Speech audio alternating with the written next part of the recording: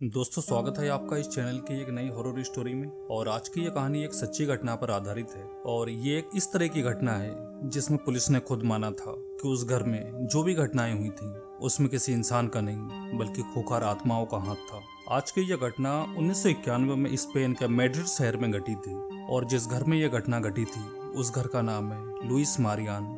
ये कहानी एक 18 साल की लड़की की है जिसके परिवार में उसके मम्मी पापा, एक छोटा भाई और एक छोटी बहन थी। स्टेफना अब 18 साल की हो चुकी थी, इसलिए वह कॉलेज जाया करती थी। उसके जन्म से लेकर उसके 18 साल के होने तक वो बिल्कुल नॉर्मल थी। लेकिन पिछले कुछ दिनों से उसके मम्मी पापा ने नोटिस किया कि स्टेफना के व्यवहार में कुछ अजीब तरह से चेंजेस आ रहे थे और वो बदलाव काफी डरा देने वाले थे। अचानक ही वह अपने भाई को देखकर किसी जंगली जानवर की तरह उस पर गुर्राने लगती थी, या कभी कभी अपने माँ बाप को अजीब नजरों से घूरने लगती, या फिर उसके कमरे की दीवारें जो कि लकड़ी की बनी हुई थी उस पर किसी जंगली जानवर की तरह अपने नाखूनों से नोचने लगती थी, जिससे उसके हाथ काफी जख्मी हो जाते थे। ये सब देखकर माँ बाप काफी परेशान थे। कभी उसे इस तरह का दौरा पड़ता तो कभी वह ठीक हो जाती थी। जब वह नॉर्मल होती तो माँ बाप उससे पूछते, ये सब तुम क्यों करती हो? तब स्टेफना कहती, आई डोंट नो, मुझे कुछ भी नहीं पता ये सब मेरे साथ क्यों हो रहा है। लेकिन स्टेफना उन्हें एक बात बताती है, उसे रात में एक काला साया नजर आता है और उसके बाद क्या होता है उसे कुछ भी याद नहीं रहता।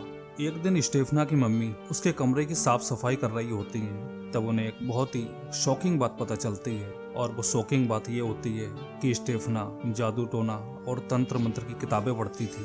हालांकि उसके मम्मी पापा भी काफी धार्मिक थे। उसके बाद वह सारी किताबें उसके कमरे से हटा देते हैं। उन्हें लगता है कहीं यह परेशानी इन किताबों की वजह से तो नहीं हो रही। लेकिन किताबें हटाने के बाद भी कोई फायदा नहीं हुआ।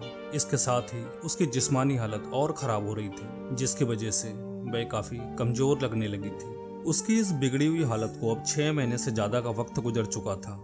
इस बीच उन्होंने स्टेफना को अच्छे से अच्छे डॉक्टरों को दिखाया, लेकिन डॉक्टरों को भी कुछ समझ नहीं आ रहा था। सारी रिपोर्ट्स एकदम नॉर्मल आ रही थी। यहाँ तक कि उन्होंने अपने धार्मिक गुरु को दिखाया, लेकिन उसकी हालत में कोई सुधार नहीं हो रहा था। उसकी हालत में कोई भी सुधार ना होता देख उसके पेरेंट्स ने स्टेफना को मैड्रिड के सबसे बड़े सरकारी हॉस्पिटल में एडमिट करवाया।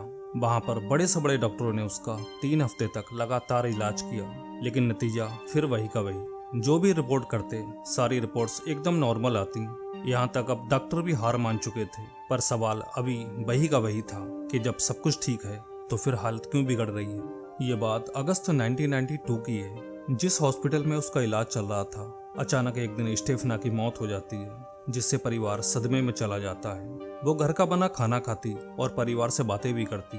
अचानक हुई इस मौत ने सबको अंदर तक हिलाकर रख दिया था। इस बात से डॉक्टर भी हैरान थे। उसके बाद पोस्टमार्टम होता है और फिर ऑटोप्सी रिपोर्ट आती है।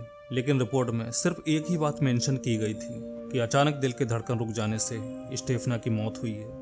उसके बाद परिवार वाले हॉस्पिटल से उसकी बॉडी लेते हैं और पूरे रीति रिवाज से उसका अंतिम संस्कार कर देते हैं। स्टेफना घर की बड़ी बेटी थी, इसलिए माँ बाप को उससे बहुत प्यार था। इसलिए वो उससे जुड़ी हुई सारी चीजों को संजोकर रखना चाहते थे। उसके कमरे में जो भी उसके इस्तेमाल की चीजें थीं, वह हर एक चीज को साफ सफाई करके उसके कमरे में सजा देते हैं और उसके कमरे को लॉक कर देते हैं। दोस्तों, असली कहानी यहाँ से शुरू होती है। स्टेफना की मौत के 15 दिन तक सब कुछ ठीक चलता है। बीच बीच में उसकी मम्मी उसके कमरे में जाकर बेड की चादर बदलती, उसका तकिया साफ करती और पूरे कमरे की साफ सफाई करती रहती थी।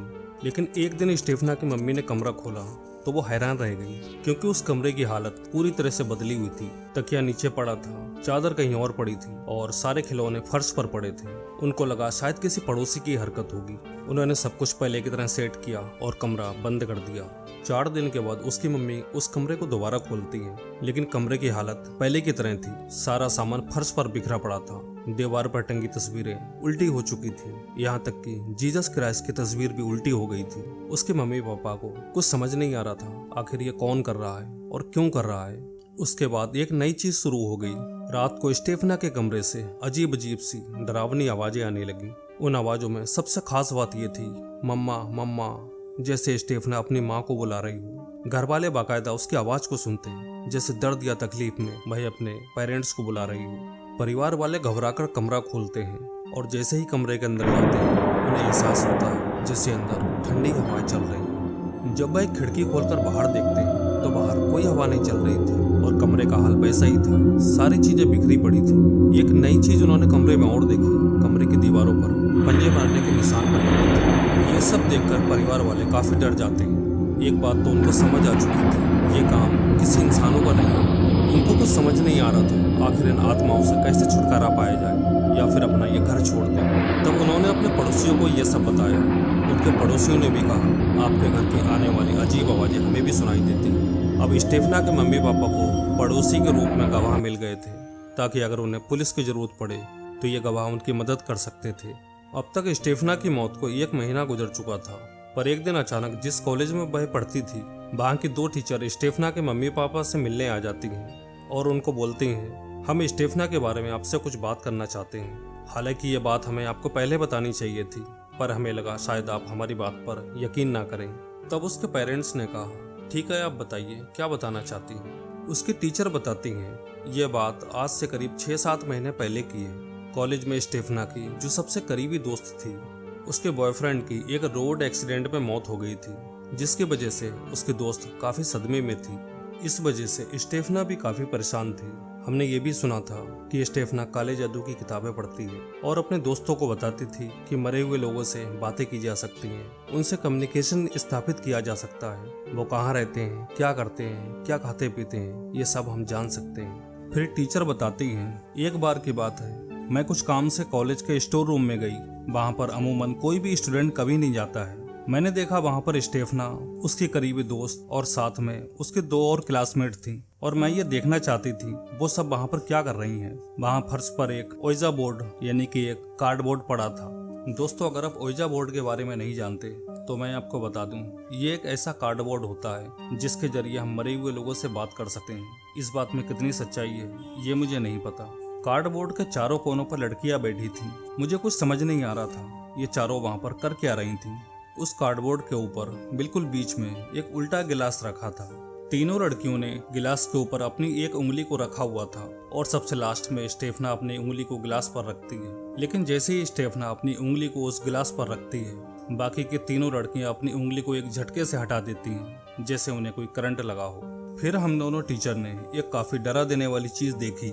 जिस गिलास पर स्टेफना ने अपनी उंगली रखी हुई थी, वो गिलास अचानक गोल गोल घूमने लगता है। ये सब देखकर हम दोनों जल्दी से उनके पास पहुंचकर उनसे ऊंची आवाज में पूछते हैं, तुम लोग ये सब क्या कर रही हो।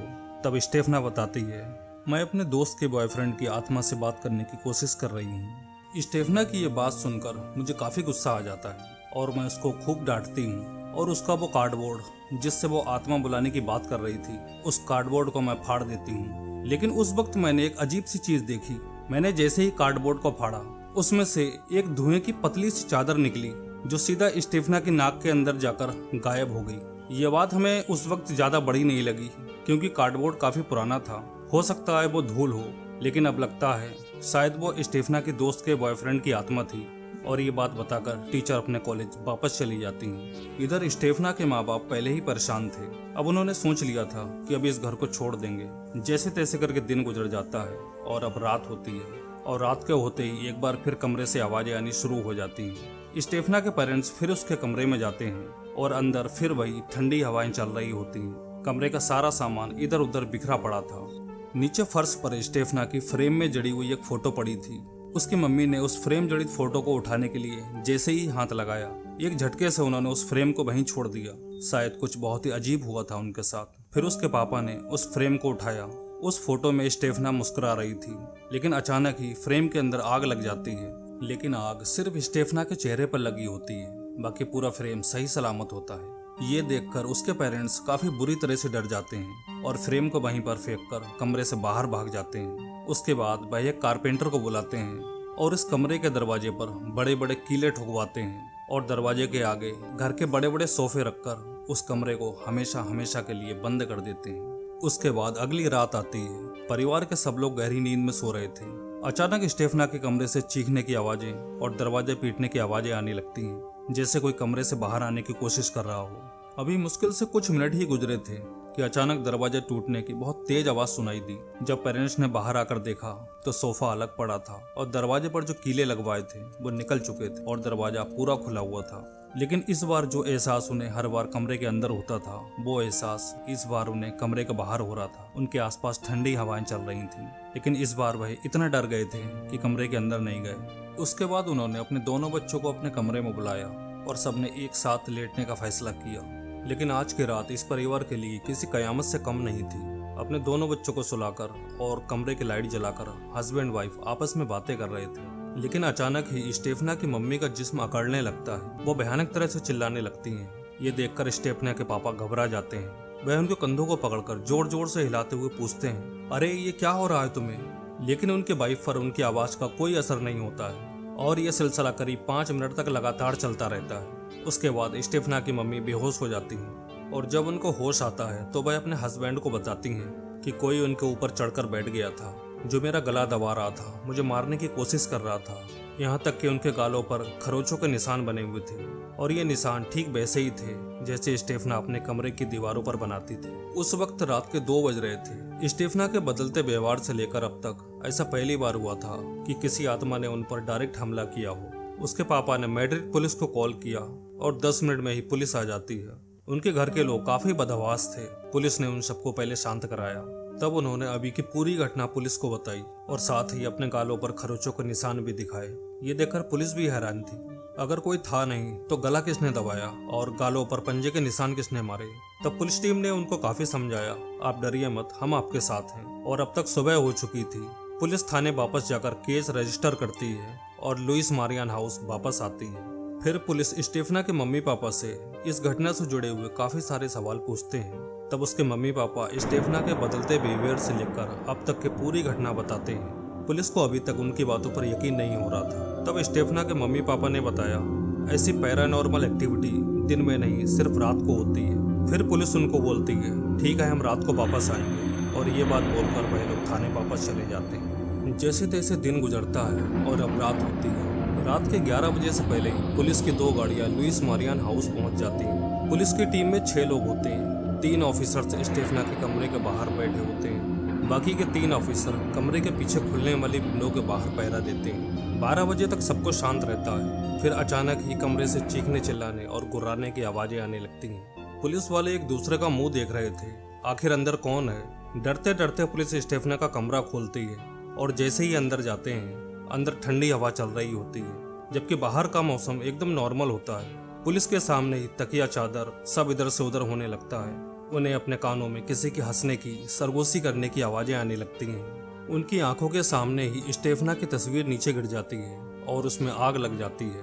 यहाँ तक कि जीसस क्राइस्ट का चिन्ह भी उल्टा हो जाता है। यह सब देखकर पुलिस डरकर कमरे से बाहर भाग जाती है और बाहर से कमरे को बंद कर देती है। पुलिस 1 महीने तक हर एंगल से इस केस की जांच करती है, लेकिन पुलिस ये गुत्थी कभी नहीं सुलझा पाती है। पुलिस ने जो अपनी फाइनल रिपोर्ट सबमिट की उसमें साफ साफ मेंशन किया था। आप ये सबमिट रिपोर्ट अपनी स्क्रीन पर देख सकते हैं। इस घर में जो भी घटनाएं हुई थी वो किसी इंसान ने नहीं बल्कि शैतानों ने की थी, और जिसके गवाह हम खुद हैं। वो सब कुछ हमने अपनी आंखों से होते हुए देखा। उसके बाद स्टेफना के पेरेंट्स वो घर छोड़ देते हैं और दूसरी जगह शिफ्ट हो जाते हैं। उसके बाद उनके साथ कोई भी पैरानॉर्मल एक्टिविटी कभी नहीं होती है और वो घर आज भी वीरान है। दोस्तों, ये घटना आपको कैसे लगी? कमेंट करके अपनी राय जरूर बताएं। मिलते हैं किसी और वीडियो में। Take care.